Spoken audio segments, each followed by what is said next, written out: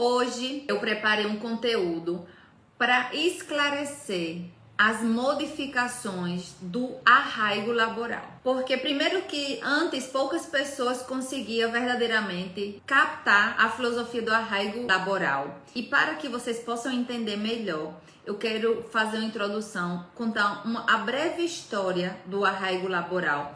Porque depois que vocês entenderem melhor a trajetória do arraigo laboral, vocês vão tirar de letra e aprender as modificações, tá bom? Então vamos lá, gente. Como era o arraigo laboral, né? E aí eu vou chamar ele do arraigo laboral clássico. O arraigo laboral era uma circunstância excepcional que o governo da Espanha dava para aquele imigrante que, estando em território espanhol, estando em território espanhol, ele teria que demonstrar que estava 2 anos vivendo aqui na Espanha, né? E levava trabalhando 6 meses. O que acontecia? Porque o arraigo laboral, antes da modificação e antes das sentenças, né, do Tribunal Supremo, era pouquíssimo utilizado. Por quê?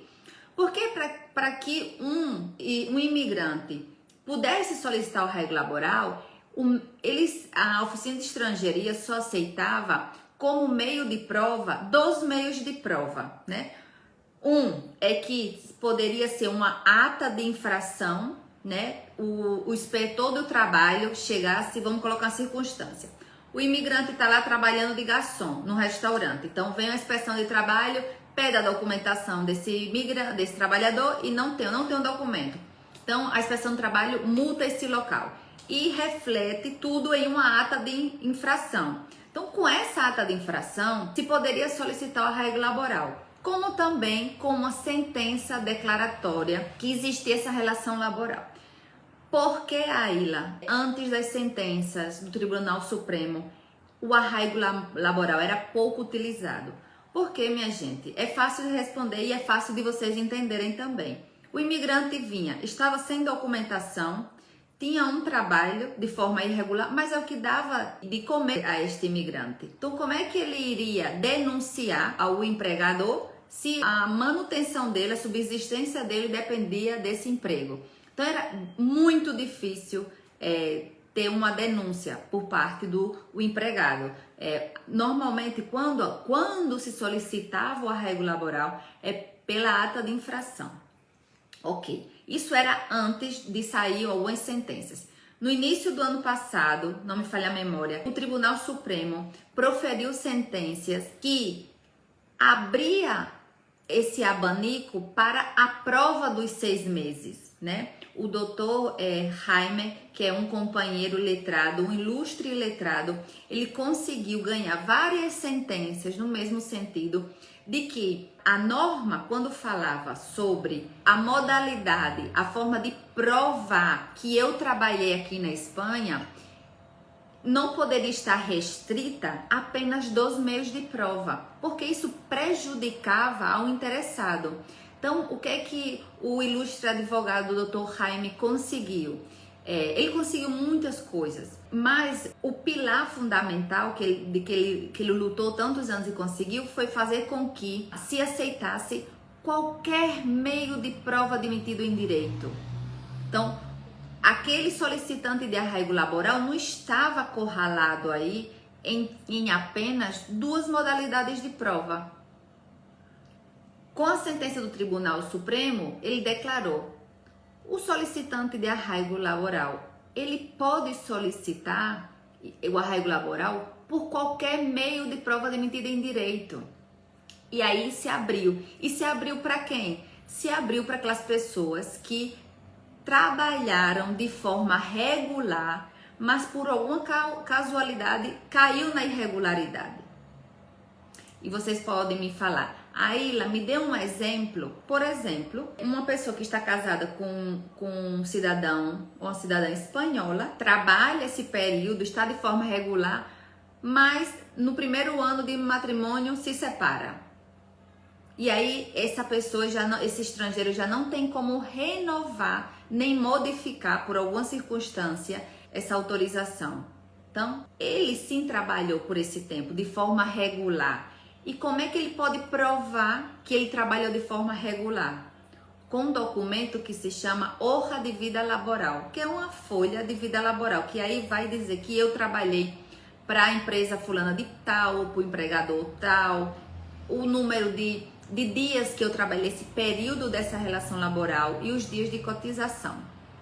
Então, isso foi o que o Dr. Jaime conseguiu, abrir esse abanico. Então, antes da modificação, o que estava acontecendo com o arraigo laboral? O arraigo laboral do artigo 124.1, ele estava sendo aplicado para essas duas possibilidades, tá? Tanto para aquelas pessoas que trabalharam de forma irregular, como para aquelas pessoas que trabalharam de forma regular. Estava sendo aplicado o mesmo artigo. O que é que aconteceu com a modificação?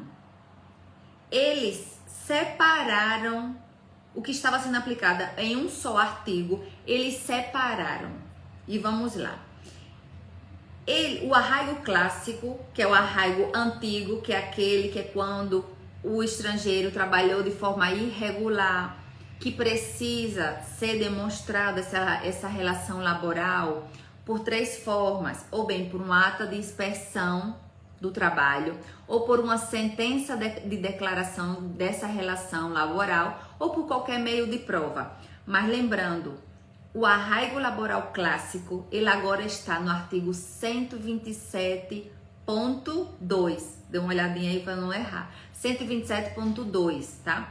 Ele saiu do artigo 124.1 e foi para o artigo 127.2 e mudou de nome, tá? Agora ele se chama Autorização de Residência por Circunstâncias Excepcionais de Colaboração com Autoridades, Razões de Seguridade Nacional e ou Interesse Público. Então o arraigo de antes, ele mudou o nome e também mudou de número de artigo. Ele agora está no artigo 127.2. E aí, vocês me perguntam muito, Aila, mas o arraigo laboral desapareceu? O clássico, né? Não, gente, não desapareceu. Ele só mudou de nome e de número do artigo. Mas também, não só isso, os critérios também modificaram. Antes se solicitavam 2 anos de Espanha, né? De viver aqui na Espanha, 2 anos e 6 meses de cotização. E agora, tô falando do arraigo clássico, tá? O arraigo quando o imigrante, o estrangeiro, ele tá trabalhando de forma irregular, ok? A gente aqui já diferenciou que existe duas formas de solicitar o arraigo laboral, né? Existe quando esse estrangeiro trabalhou de forma irregular, que vamos para o artigo 127.2, e quando ele trabalhou de forma regular, e aí vamos para o artigo 124.1, tá? Então, estamos quando ele trabalhou de forma irregular. Quando o estrangeiro demonstra que é estado aqui, já não precisa demonstrar que é estado 2 anos, com apenas 1 ano. A modificação diminuiu o tempo para esse estrangeiro que trabalhou aqui de forma irregular. Então, ele tem que demonstrar que está aqui na Espanha há no mínimo 1 ano, que trabalhou de forma irregular por 6 meses. E aí, como é que eu vou demonstrar que eu estou aqui na Espanha por 1 ano? Existem vários tipos de meios de prova. Existe o próprio passaporte, o certificado de empadronamento, consultas médicas, qualquer documento que você apresentou, que pode demonstrar que foi você que esteve, qualquer documento que é oferecido pela administração. Isso são provas bastante fehacientes, fortes. Então, requisitos para aqueles estrangeiros que estão aqui na Espanha por no mínimo 1 ano e trabalham no mínimo 6 meses de forma irregular. Então, já vai. Tempo, 1 ano. Tempo de serviço, 6 meses. Como provo? Pode provar de 3 formas: acta de inspeção, sentença ou qualquer outro meio de prova. Aí, me dá aí um exemplo de qualquer meio de prova. Por exemplo, uma pessoa veio aqui para a Espanha e está trabalhando de interna, cuidando de um senhor ou idoso, tá? E aí, eu não quero denunciar a infração, a inspeção de trabalho dificilmente vai chegar até aqui. Como eu poderia? Poderiam ser uma testemunha da vizinha que vê todos os dias você entrando para trabalhar, né? Isso é um meio de prova. Por exemplo, o porteiro do prédio, né? Que vê todos os dias você entrando para trabalhar, também é um meio de prova.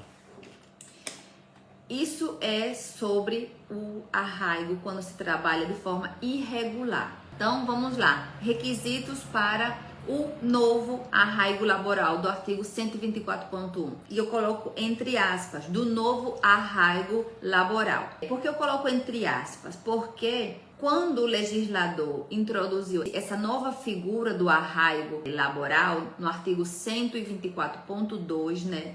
Do Real Decreto 557/2011, ele apenas transladou, né, o que já se estava aplicando pelos tribunais, que eram aquelas pessoas que trabalharam de forma regular, mas por alguma casualidade caíram na irregularidade, e aí com esse trabalho que foi realizado, essa cotização de 6 meses, agora sim pode solicitar esse novo arraigo laboral. E aí eu coloco entre aspas esse novo arraigo laboral para não causar muito alvoroço aqui nas redes sociais. Tempo em Espanha, 2 anos. Tempo de cotização para aquelas pessoas que trabalharam aí 30 horas semanais, 6 meses. E para as pessoas que trabalharam 15 horas semanais, 1 ano. Qual vai ser o meio de prova que eu vou provar, né, cabe a redundância, que eu estive trabalhando, né? Pode ser a sua hoja de vida laboral ou o seu tempo de cotização. Por que eu falo ou? Porque se você trabalha por conta ajena, ou seja, você trabalhou para alguém, você estava trabalhando com um contrato de trabalho, você vai apresentar sua hoja de vida laboral. E aí vem a outra novidade, que agora a lei contempla claramente que os autônomos também possam solicitar esse arraigo laboral. E para os autônomos demonstrar essa relação laboral, né, eles vão ter que apresentar o certificado de cotização. E aí tem que ter cotizado aí um mínimo de 6 meses. Então, o arraigo laboral, o clássico, aquele que era muito dificilmente utilizado, ele agora foi para o artigo 127.2, tá? E também mudou o nome. Agora chama autorização de residência temporal por circunstâncias excepcionais de colaboração com a autoridade, razões de segurança nacional ou interesse público. Então, aquelas pessoas que trabalharam de forma irregular devem solicitar essa autorização de residência por circunstância excepcional de acordo com o artigo 127.2. É muito importante, eu tô aqui insistindo muito sobre os artigos, porque é muito importante. Se você que se encaixa no artigo 127.2, trabalhou de forma irregular, tem toda a documentação, tudo perfeito, mas solicita o arraigo laboral do artigo 124.1, vai ser inadmitido. Então, atenção, é muito importante essa informação, tá? E trabalhou de forma irregular, aplica o artigo 127.2. Trabalhei de forma regular, eu vou aplicar o artigo 124 do novo arraigo laboral, ok? Eles são diferentes, né? Os requisitos são diferentes. Então, muita atenção na hora da apresentação do seu pedido, porque se você pedir algo para a oficina de estrangeiria e pedir errado, vai ser denegado. E qual o problema de ser denegado? Que você perdeu tempo e dinheiro.